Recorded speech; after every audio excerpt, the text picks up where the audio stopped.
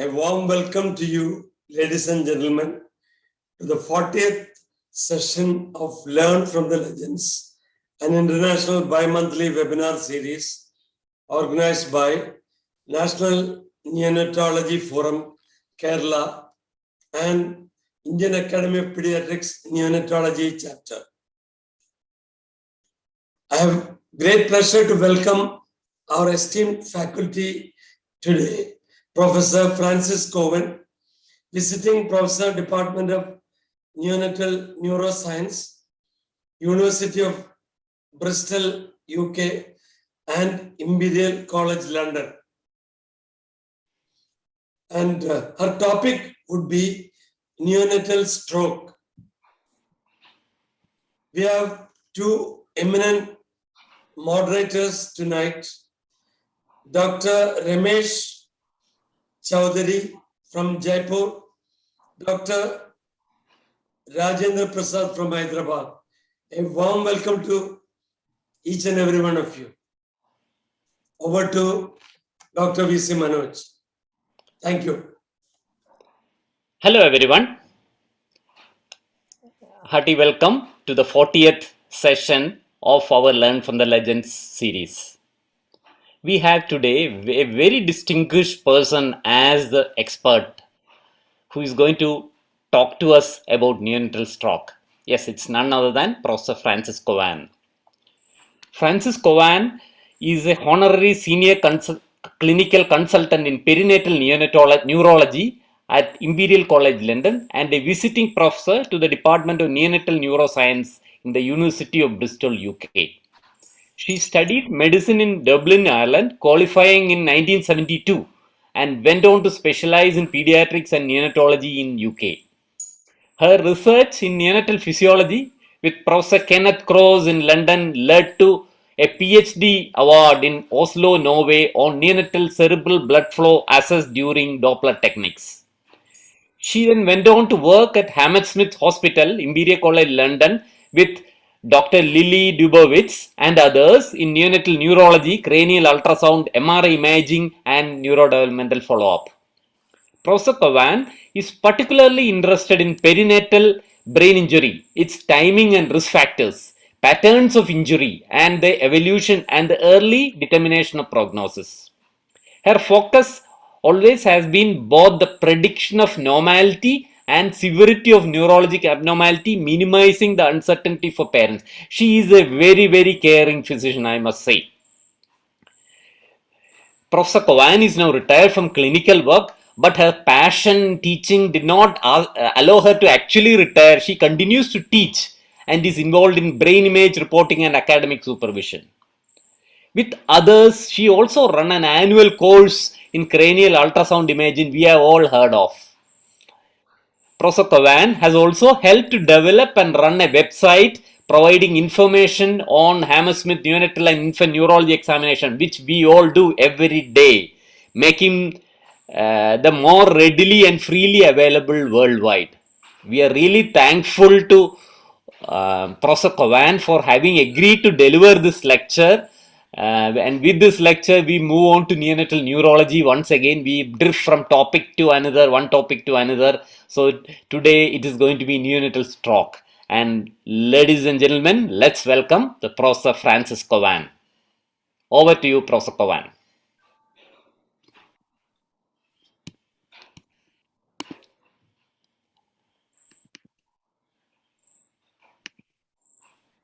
Okay, I hope you can all see my screen. Yes, ma'am. Thank you very much for the invitation. It's a great honor. And the 40th is quite a number that you've reached. It's very impressive. So I hope I can add to the information that has been imparted by my predecessors. And I hope this will be of interest to you. Oh, wait a minute. Okay, hang on. Yeah, okay. So neonatal stroke or perinatal stroke, I'll discuss that terminology in a minute. But although people think that stroke is a problem of the elderly, it actually is this is a very focused period of risk for stroke the week that you're being born. The rate of stroke in this week is high compared to the rate over time in children. And the risk at any given time point is not in this week is not dissimilar to that seen in older adults. And perinatal stroke is a cause of severe lifelong morbidity. And that's often despite relatively good early development. It occurs in about 1 in 2,500 to 3,000 term-born infants, though these numbers vary a bit in different studies. And the one study focused on preterms reported an incidence of 1 in 100 preterms in an intensive neonatal unit. SORG found the similar numbers to those that are born at term. Although we think we know quite a lot about it, still there remain challenges. The cause is often unclear. We don't have any reliable way to prevent it happening. The exact timing can be unclear, and we don't have any specific acute treatment as yet. The outcome is relatively predictable for some aspects of development, but can we modify it? Can we improve outcome? We are maybe beginning on that, but we have a long way to go. So definitions, well, neonatal stroke and perinatal stroke are often used interchangeably, but as you know, the perinatal period goes from about 28 weeks of gestation through to a week after birth. And the neonatal period goes from birth to 28 days. So there's clearly a period around the time of birth where you could call a stroke a neonatal or a perinatal stroke. But perinatal stroke tends to include those lesions that have occurred preterm or antenatally, whereas the neonatal ones go on to a month and may include more lesions that are related to infection or collapse or maybe cardiac disease. And then we have a group of called presumed perinatal stroke, where a stroke is detected later in the first few months after birth. And it looks as if it's the same sort of lesion as we know occurs around birth, but there were no apparent symptoms at birth, and the child presents with problems in the first few months. And this tends to be called presumed perinatal stroke, and is sort of assumed to be of the same kind of etiology as strokes that occur around this time. So today we'll really concentrate on neonatal arterial stroke or perinatal arterial stroke, which could be in a term-born infant or in a preterm-born infant. There are other strokes. There's acute focal hemorrhagic stroke, stroke associated with sinus venous thrombosis. And those presenting later may be similar to this, but nowadays called APIS. You can have a presumed perinatal hemorrhagic stroke that appears later, or a periventricular venous infarction that presents with symptoms later on. But we will concentrate on this lesion here. Just to give you a taste, this is a stroke. You can see on this MRI scan, there's an area of abnormal signal on the right here, and you see it better on the T2 weighted image. And here it is at day 5, a bit easier to see, especially on the T2. And by day 12, you're beginning to get some atrophy or contraction of the tissue very quickly. And then if you had a child who presented with a mild hemi, say at 3 months, and you did a scan that looked like this, then you would say, well, I presume it happened at birth, and now it looks like this. But often these children are not scanned until maybe they're 9 or 12 months old, and then it's very difficult to go back and say exactly when you thought the stroke may have occurred.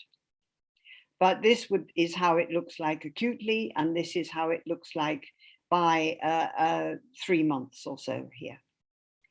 This lesion, NACE or PAS, does not include so-called watershed lesions where you have injury going across arterial territories.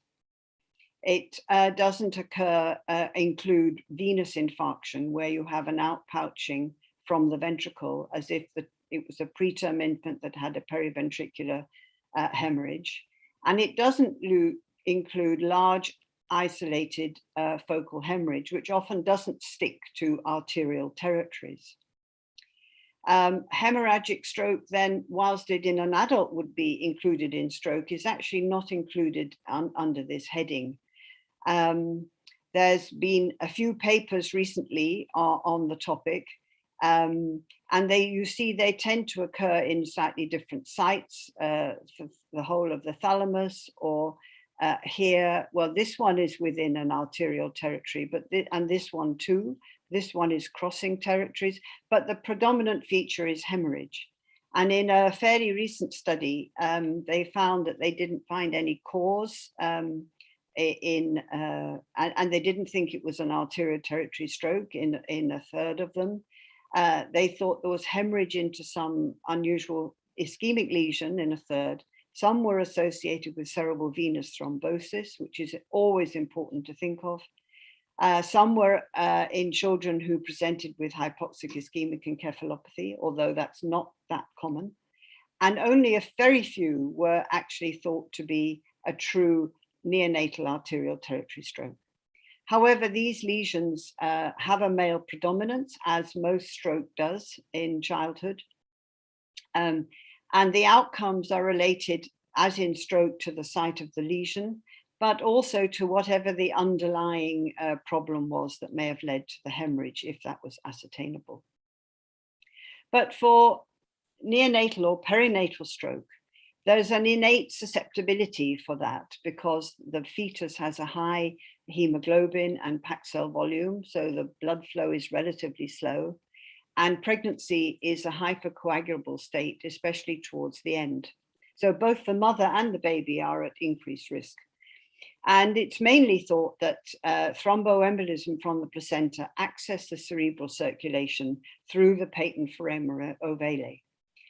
There are a few reports that thrombotic lesions may break off from or cause obstruction in the neck vessels or the arteries in the neck due to rotation at delivery, but these are very few reports that are in the literature. So in addition to this general background risk, specific risk factors are twin-to-twin transfusion, where it's obvious that you may have an increased risk of emboli entering one or other baby. Systemic lupus in the mother increases the risk. Cocaine abuse is reported, although I don't think the data is very strong. And maternal collapse and trauma may affect the blood supply to the fetus. And if you have a baby with a fetal acidosis and pulmonary hypertension allowing the fetal circulation to persist, if there are emboli sitting in the vena cava or the liver, then they have an increased length of time when they may access the cerebral circulation. Of course, congenital heart disease is a risk, sepsis of any sort is a risk, and background DIC and polycythemia. And particularly in PREMS, vascular cannulation or with ECMO, and hypoglycemia has been reported, although the mechanism by which that works isn't really understood. And then there have, of course, been suggestions that perinatal asphyxia is a risk factor, although for quite a long time that was not really taken very seriously, and perhaps birth trauma. But for most term babies who have a stroke, these items are not common to find. It's not the usual thing that you find some underlying reason like in this list here that is related to the stroke. Most babies do not have these factors.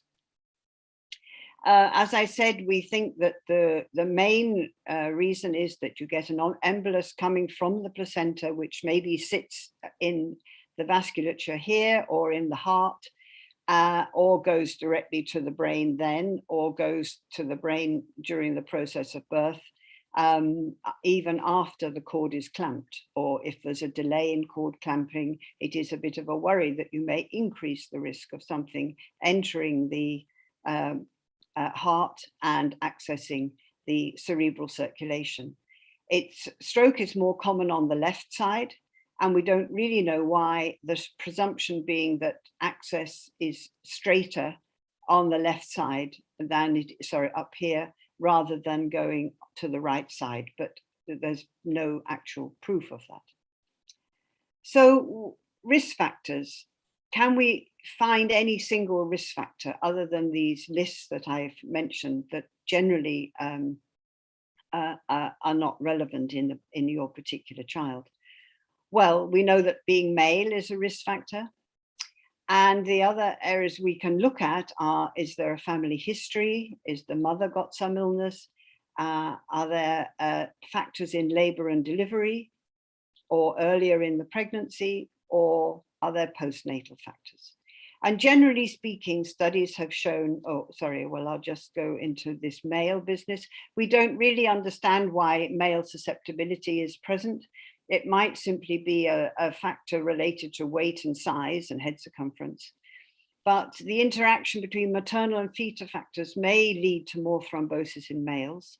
Male umbilical cord endothelial cells may synthesize more prostaglandin, prostacyclin and prostaglandin E than females when exposed to thrombin, and increase the risk of obstruction.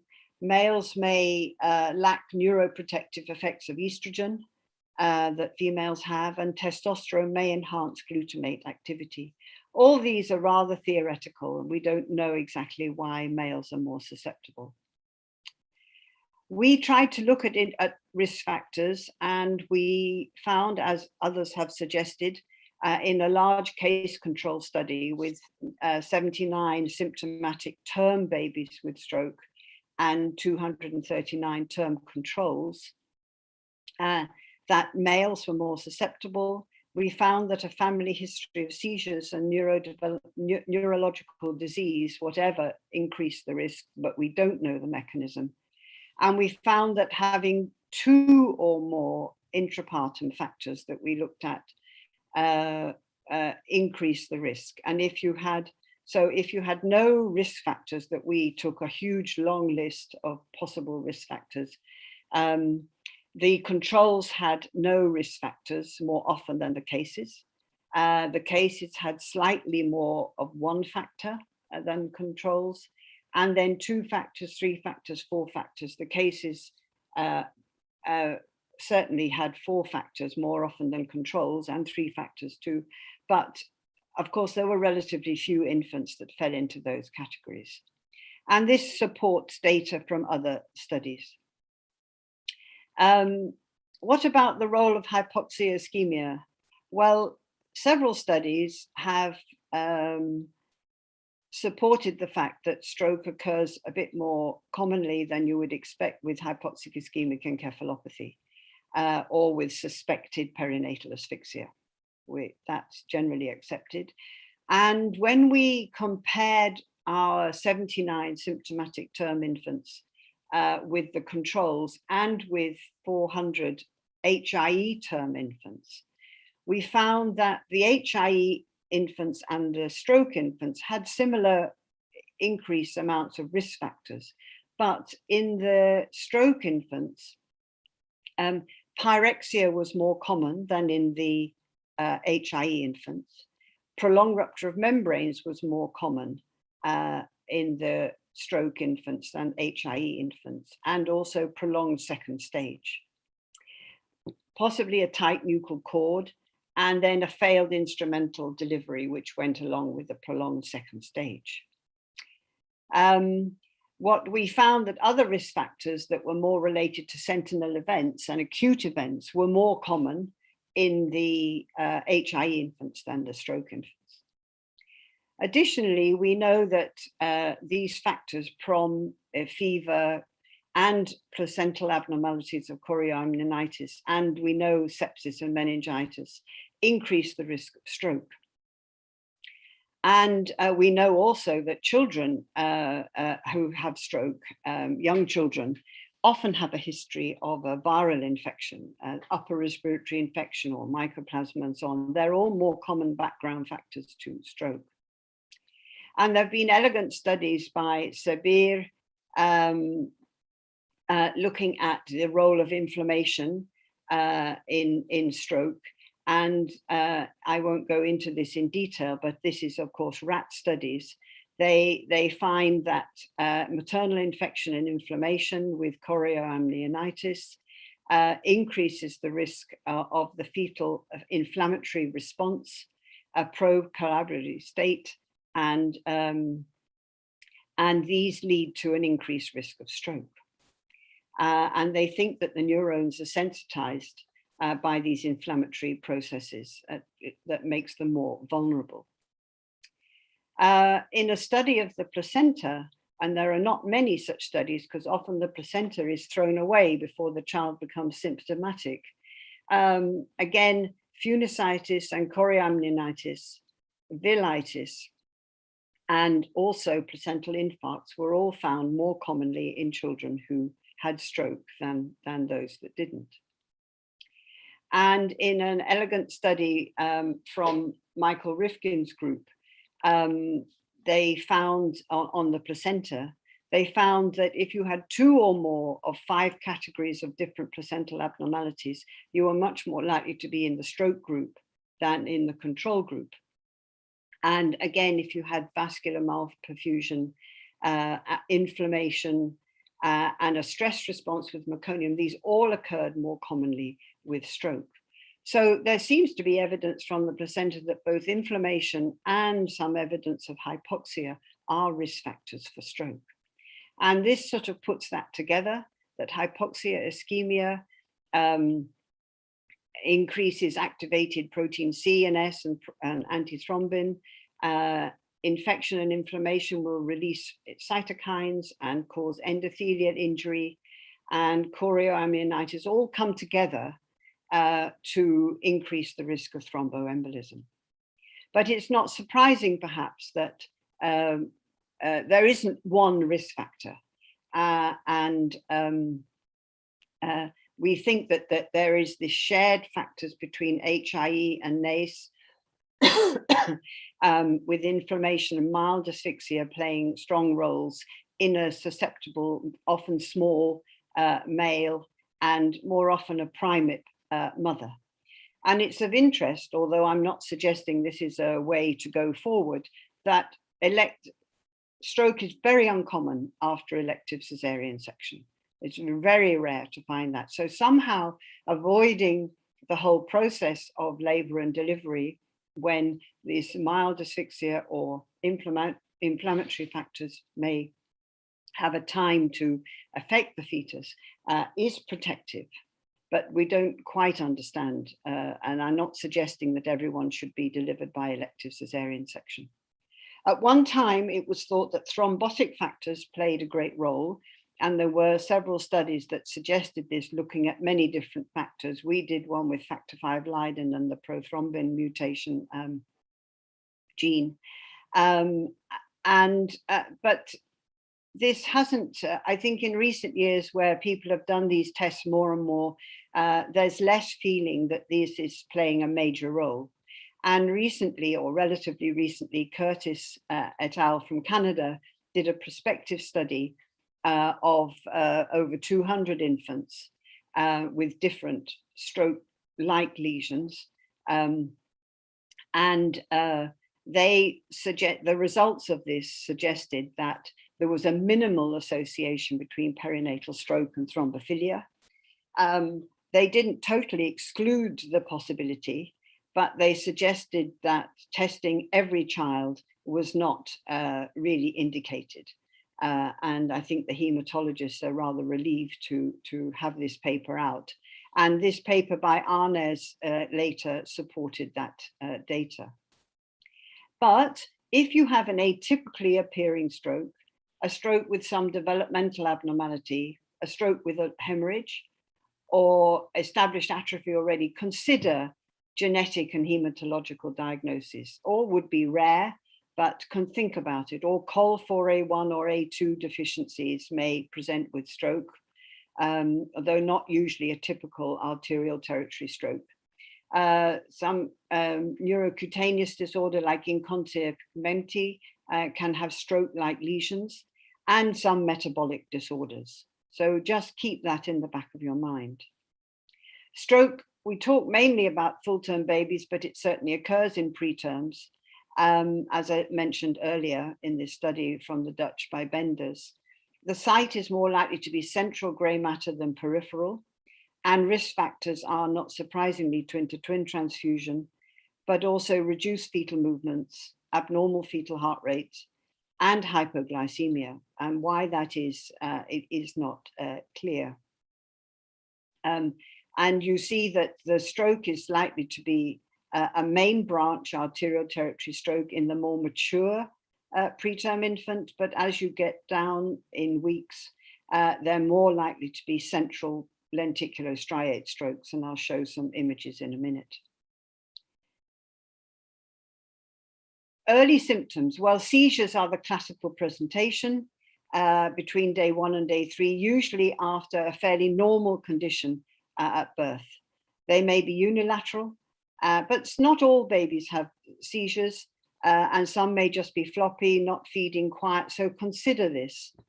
Preterms, their strokes are often found incidentally on routine cranial ultrasound, although they may have a large lesion which has been found early.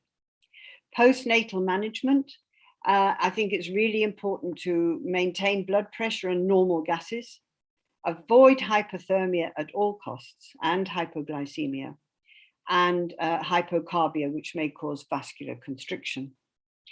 Clearly look for infection and sources of emboli. Treat the seizures, whether clinical or subclinical. I think we're generally agreed on that now. And look for other possible causes of stroke in the list I've just given: lactate measures, family history, any dysmorphisms or evidence of arteriopathies.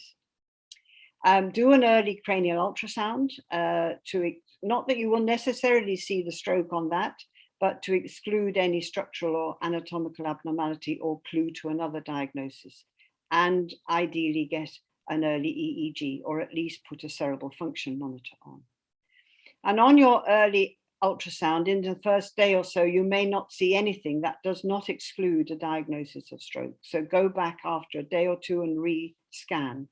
But if the early signs are often just some swelling of the cortical outline, like the here. You see here it's very clear. Here you see it's rather blurry and a bit more echogenic than it should be. But on this scan, you don't see much else, maybe a little bit of echogenicity in the central grey matter. As we scan further back, actually, in this child, we see a little more. And we see on the parasagittal view some echogenicity. But unless you're looking for this, you may miss it. And this was a MCA territory stroke. And you see on the MRI a large area of stroke here on the diffusion and here at 3 months.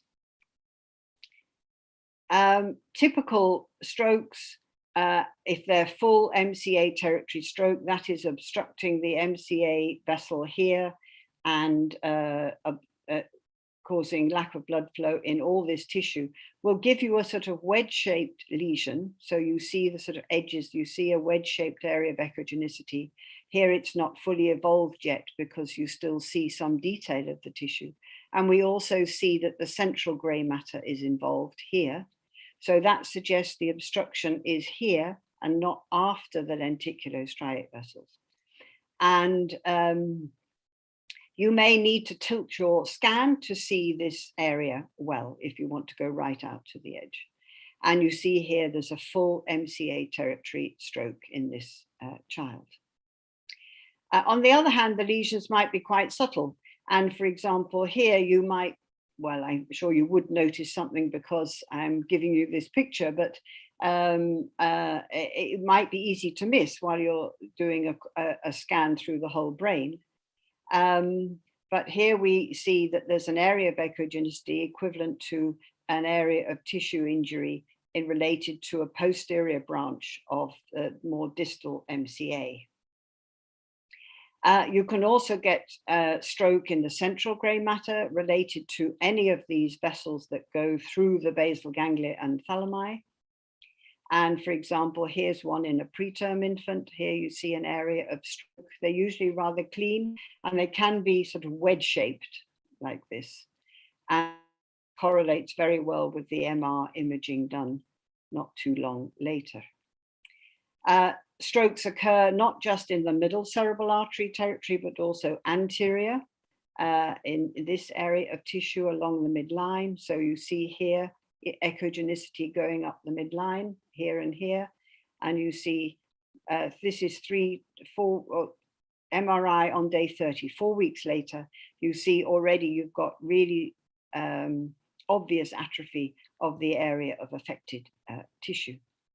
And a posterior cerebral artery territory stroke, they're more difficult to see unless you angle back and look for them or scan through the posterior fontanelle. But think of it always, and you see this increased echogenicity on the right here, equivalent to this area of abnormality on the MRI. But you might easily miss this, especially if the baby's got a small fontanelle and thick hair, and you're not got a scanner that's going to penetrate far into the back here. So think of that. They're not that common.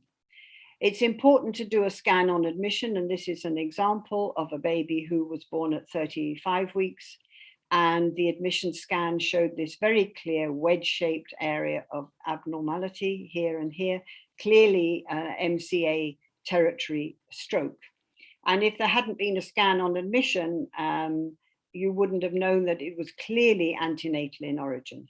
This was at 2 to 3 weeks, this large area of atrophic tissue. Actually, this mother did take cocaine, and whether that was anything to do with it or not, I don't know, but it clearly happened sometime before delivery, at least some days or a week or so. So how do we go about looking at these and predicting outcome? Clearly, imaging is the way to go for diagnosis, and your ultrasound and the MRI are both very helpful. And looking at the MRI, we noticed many years ago that if you had the hemisphere involved in the stroke, the basal ganglia and the internal capsule here, you would develop a hemiplegia. So it's important when you're looking at the internal capsule to look at this part, not up by the genu here, and not right at the back, but this part. And if that's involved, it really increases the risk of stroke or leading to hemiplegia. More elegant studies were done when diffusion-weighted imaging was the rule, and you could see diffusion changes in the corticospinal tracts and reduced ADC values, and later established Wallerian degeneration. All these things were associated with hemiplegia. And you see here, this is the conventional T1 weighted image. We can see the stroke area here, but we're not quite sure whether the internal capsule, this looks normal, but whether this is involved or not. The basal ganglia is clearly not normal. But when we do the diffusion image, we can see that there's abnormal diffusion within the internal capsule. And also lower down, we can see that there are diffusion changes, changes on the T2, but very clearly changes in the peduncle. And this will lead to the development of a hemiplegia. So we can predict motor outcome relatively well. I think when to image is in general, as soon as you think of the diagnosis of stroke, it minimizes your other investigations, it gives you a diagnosis and allows you to maximize information about the timing of the lesion. However, there are 1 or 2 reports that very early imaging may be a bit too early to see the full extent of the stroke. So it's not important to do it on day 1, but I think that you're not going to miss the diagnosis by early, but you may not see the full extent of the lesion. So we did a study looking at outcome related to different types of stroke. Here's a full MCA territory stroke. Here's an anterior branch, a middle branch, and a posterior branch. And here's just a cortical stroke, a central grey matter, lenticulostriate stroke, posterior cerebral artery and anterior cerebral artery. And we looked at the outcome at 2 to 3 years in a large number of children, that we had 158 children. So it's well known that after stroke, about a third of children develop a hemiplegia. But that's difficult information to give parents when you could say to them, if your child has a stroke like this, we know your child will develop a hemiplegia. It's 100%. But if you had an anterior branch only, it's only 6%. The middle, 15, and more posterior, it's 21%. And I can't see what's under here at the moment, but cognitive delay was 50% of the main branch, but much smaller numbers for the smaller territory strokes. The same pattern for behavioral problems. Visual defects were really only in strokes that involved this posterior part. So either the posterior or a main branch that involved that. And there were a considerable number of children, like 81% of these children had a normal outcome at this time, 54% of these children, and 65 to 70% of these. So you can be much more informative to parents and therapists and about the likelihood of many aspects of development from looking at the site of the lesion. We also looked at the perforator branch, the posterior and anterior. And you see here, very few of these children will develop cerebral palsy, only if this lesion impinges and really affects the internal capsule. And very few have these other problems. Slightly more so, we put these together because we didn't have large numbers, but still much less in the way of problems than the main branch. So I think this is a very important type of data when you're counseling parents. And then later outcomes. Well, in a study we did, most of the children, 75% of children with stroke, had an outcome, had an FIQ in the normal range at 5 to 7 years, but it was lower than peers.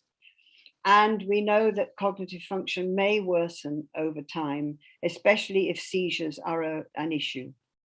We noted that verbal scores are lower and more variable than performance scores. And actually, one of the unseen issues with stroke is that children may have more problem with language than we realize. They talk well, but whether they have a flexibility and choice of how they make sentences, it's not as good as their peers. We didn't find a consistent association between side and extent of lesion.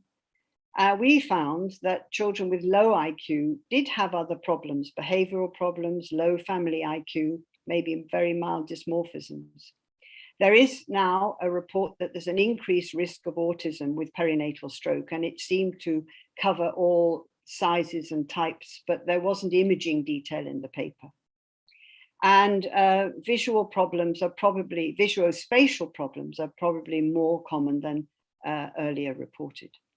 But there are other issues. Schools and social groups and even families may not appreciate non-visible disabilities, and the children, they don't understand how difficult it is for these children to just manage daily activities. There's a lot of peer pressure. They feel very sensitive about how different they are from other children in school, because most of these children are in mainstream school, and importantly, most of these children are walking. And having summer camps where children can go and meet other children with stroke and understand that there are other people in the world like them and have special tasks that they can learn to do has in many different places proved extremely beneficial. What about treatments? Well, acute treatments, apart from what I listed before, there aren't any as yet. There's a study on erythropoietin. We know that that can have, in some animal work, improved cell survival and long-term effects. I won't go into the detail. And there in rats with stroke, they've shown that 3 doses of erythropoietin improved outcome. And in another study, they've shown that EPO after a week reduced the size of tissue loss, and there was an improved outcome after 4 weeks. So there is a study called RCT EPO, a dinosaur study, going on in Holland at the moment, and they are recruiting up to about next year, and then they should have 18-month outcomes by 2004. And they're giving EPO to children with an MR confirmed stroke. But the data is not available yet. And similarly, there's a study on stem cells called PASSION, which is also going on in Holland, in Utrecht. And they're just finishing this safety study, and it, I think, has been shown to be safe. There's been no untoward side effects. And there may be a suggestion that there is some improved outcome, but the number of children is extremely small. So it's really not powered to look at that. But it will lead, I hope, to a larger study on giving stroke. They give them through the nose several times in the first week. It's important to know this diagnosis because actually therapies like CIMT, constrained induced movement therapy, has been shown to be useful. And that's where you limit the use of the unaffected limb and encourage the child for a few hours a day to use the affected limb. Equally, there's data that showing that encouraging bimanual therapy early on is also helpful, and these two approaches can be used together. So I think that is some help. And Adam Curtin in Canada is testing out the use of transmagnetic stimulation, which also may be a helpful approach to improve function. And as a background approach, this study by the group in Australia, Kathy Morgan, on this enriched environment called GAME, has also been shown to help children's early development. And then there's eTips, which Anna Basu has developed in the north of England, Newcastle, where they have an online video and feedback approach with parents to help them manage the baby and show them what to do next. So all these are approaches that I think may really prove helpful and really can need an early diagnosis to institute.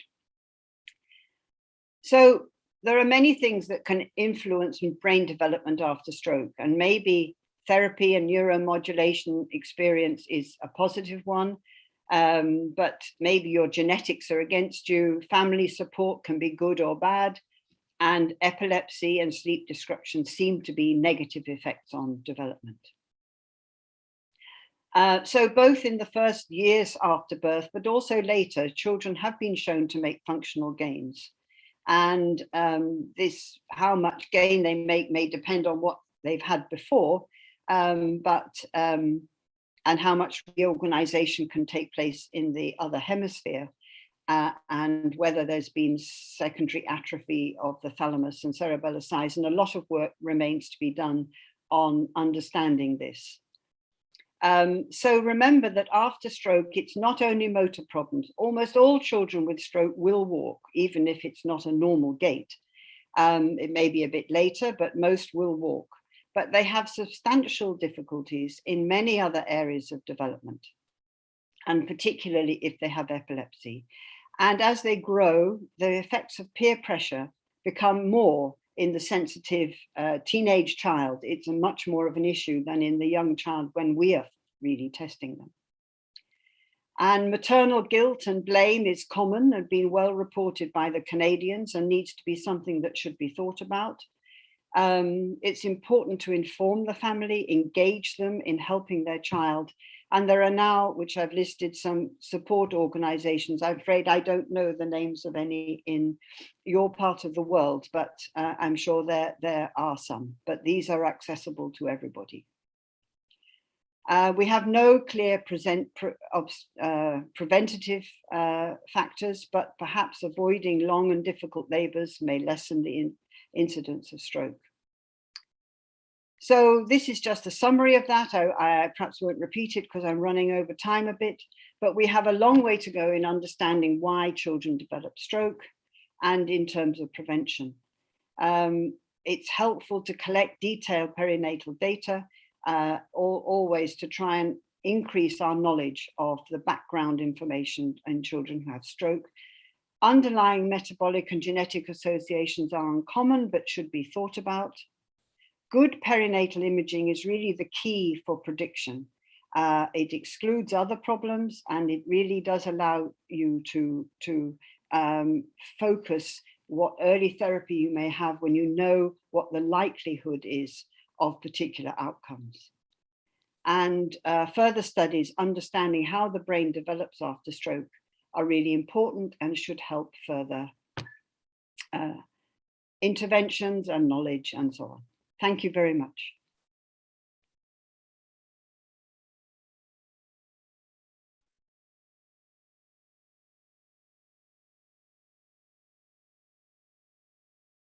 Hello?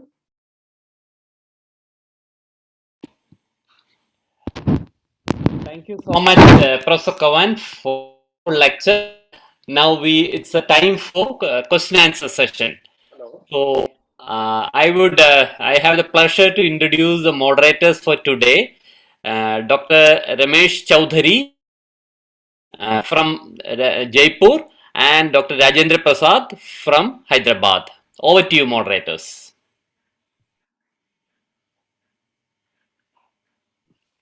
Dr. Ramesh and Dr. Rajendra. Thank you. Thanks for the excellent presentation. So we have some questions in the chat box.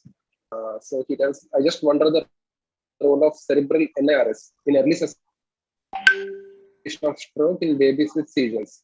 So they're asking what is the role of NIRS in neonates where there are seizures and we are suspecting stroke.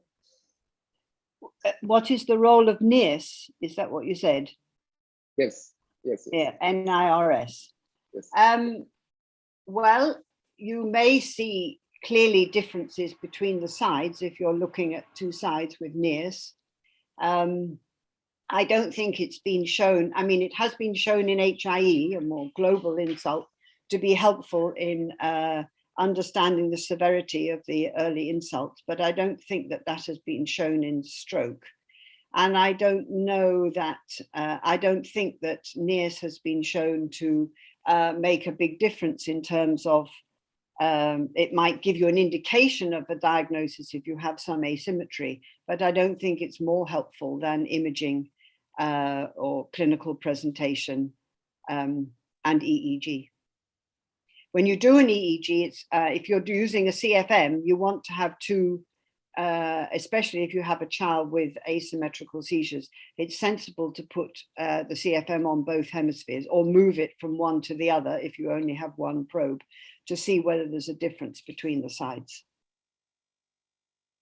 So that answers the question. NIRS doesn't have a role in diagnosis of stroke. Rather, we should employ use of EEG. So the next question, over to Dr. Ramesh. One more question. That's regarding the use of erythropoietin in the preterm neonates with intraventricular hemorrhage.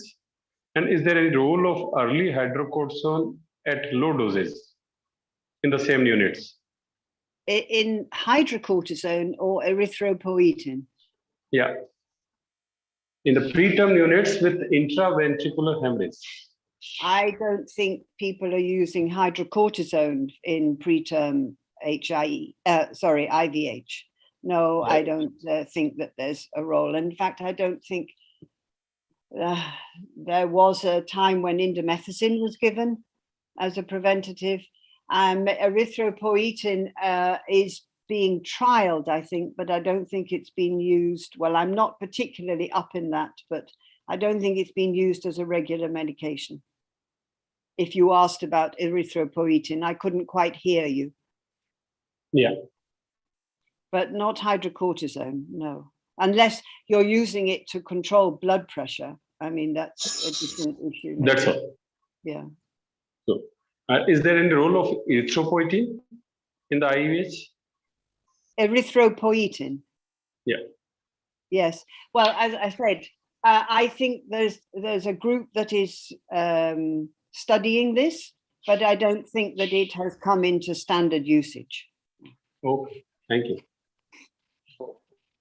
One more question from Dr. Yolanda Prevost. So, what is the role of anticonvulsant therapy when we are suspecting stroke and cranial ultrasound shows a big lesion? So, is there a role for giving anticonvulsants straight away? Straight away without seizure? Well, certainly you should give excuse me. Yes, I think you should definitely treat seizures, and you should treat them even if they're subclinical, so you don't see anything. I think that the evidence is never terribly strong, but the evidence is more for treating than not treating. And the more you have seizures, the more you put metabolic demands on the tissue, which is not what you want to do at this time. So I think there's no doubt that you should treat seizures, and you should treat them for a few days until they are certain they've stopped. But I don't think that there's a place for, unless you have an unusual lesion or a baby with, with other problems, I don't think you should be sending children home on anticonvulsants when they're clearly not had any seizures for a few days. I don't think there's evidence to support that. It's good to give parents education about seizures so that if they suspect them happening again, they come and see someone quickly. But putting all children with stroke on regular anticonvulsants over several months is not to be recommended. One more question from the Levert Mamani. That's regarding the use of stem cell treatment in the neonatal stroke. Mm-hmm. Is there any experience with your clinical practice? Oh, no. I mean, this is one trial in one country that's going on in stroke. Okay. So I don't personally have any experience. And they're only at the stage of, I think they've given stem cells to 10 children. Okay. You are not contacted with the team? Sorry? You are not in contact with the team? Yes, I am. But that what they have said is that they have no side effects that they have found, and they have imaged, and they haven't seen any negative findings on their imaging that would be against giving stem cells, and they are at a stage to want to proceed to a much larger study. But this was really a safety study. Okay. Yeah.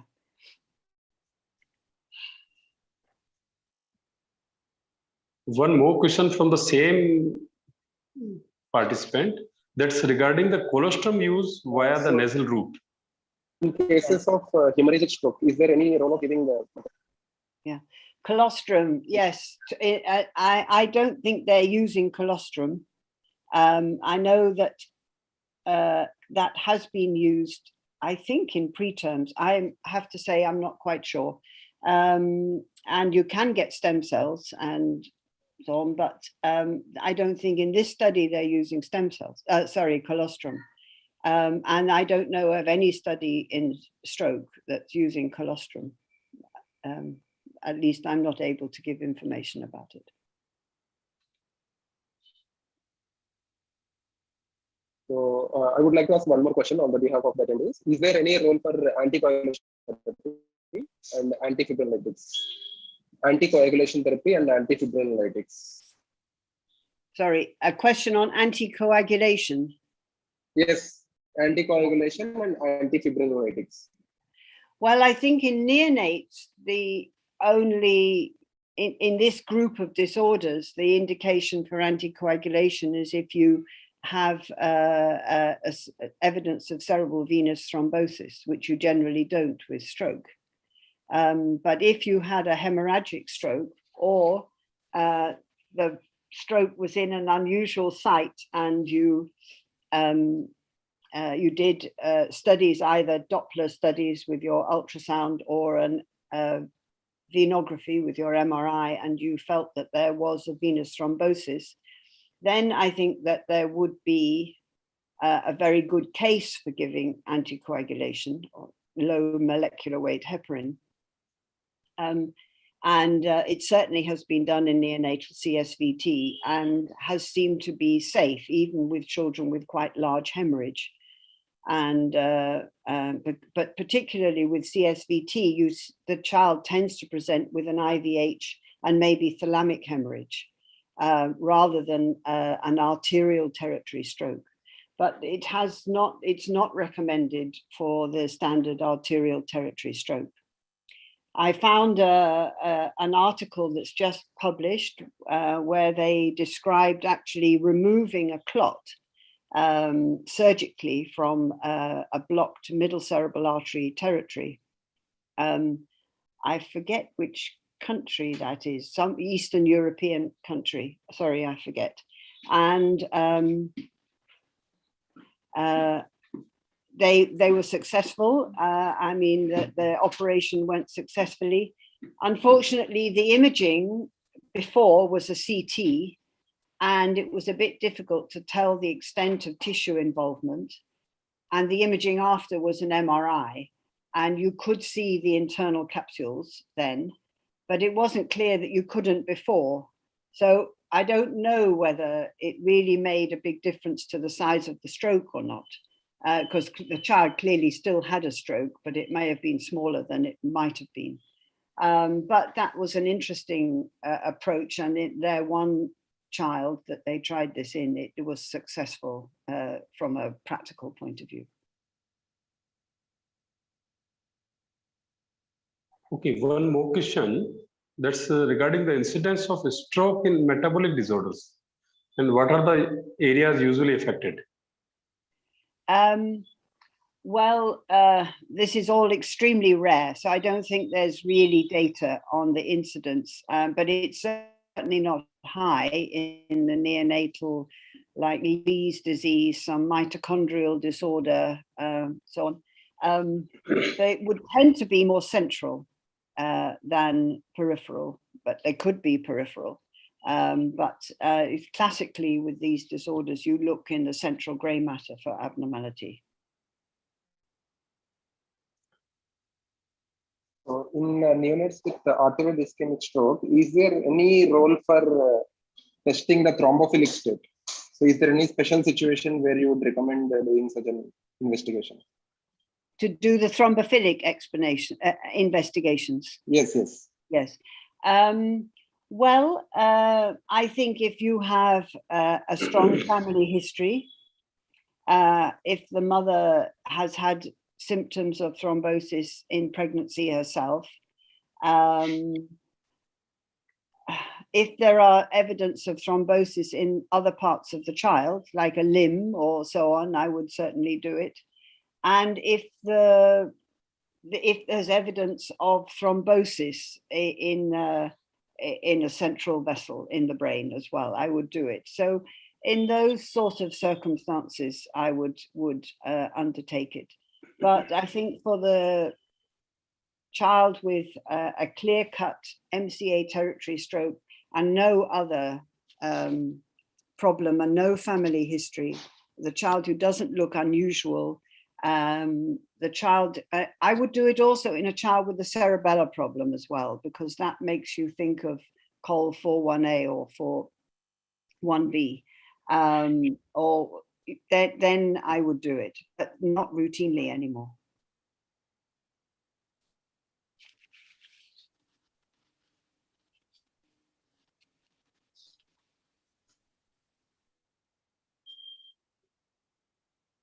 One more question about cranial ultrasound. In a suspected neonatal ischemic stroke, it is easy to miss the lesions on ultrasound, especially in the early phase. So are there any important or key areas which should be focused and looked into while doing ultrasound? Yeah. Well, of course, the commonest site of stroke is the left middle cerebral artery territory. So you really want to compare sides very carefully and don't dismiss minor echogenicity. And you want to look, very rather at subtle changes in the cortex, and also subtle, rather diffuse echogenicity within the one basal ganglia. And then don't forget to have a quick look for the frontal region, as I showed you, and posteriorly. But if you really don't see anything, then the stroke must have been recent. And I think you just need to scan again the next day, or at the most 2 days later. And in a study that we did, we found on the first scan that was done in the first few days, so most of these children don't present till the end of the first day, say, so you're not scanning till that time anyway. We found that 2/3 of the children had some abnormality on their scan. And then when we compared that to the scans that were taken from day 4 to day 10, there nearly 90% had some abnormality on the scan. So, and what we didn't miss any large strokes. Of course, we missed the diagnosis. We would have missed the diagnosis, but we didn't actually miss large strokes. We saw all of those on the ultrasound. And the ones that we didn't see were smaller posterior MCA territory strokes or posterior strokes. But none of those children where we missed a stroke had developed a hemiplegia. So we did see evidence of stroke in all the children who developed a hemiplegia. And there was recently a paper from the Spanish, and I just now forget Ners, I think, the first author. And they did a study comparing relatively amateur people, not amateurs, I mean, they were all medical, but they were not so experienced, with experienced ultrasonographers for MCA territory stroke. And they were up in over 90% detection on the first scan, or the first to second scan that they did. So I think it's fairly reliable.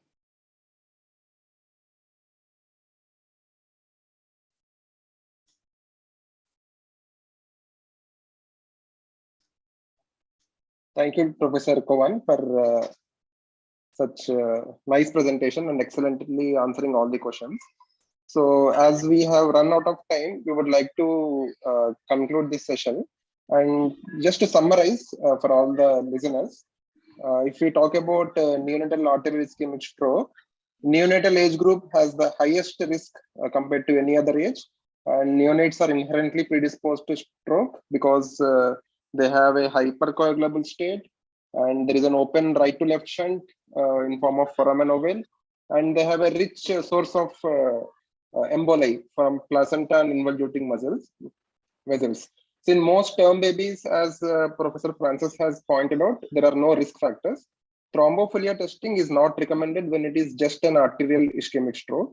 It is only recommended if there is a family history or multiple vessel involvement, or that it is a venous cerebral venous thrombosis.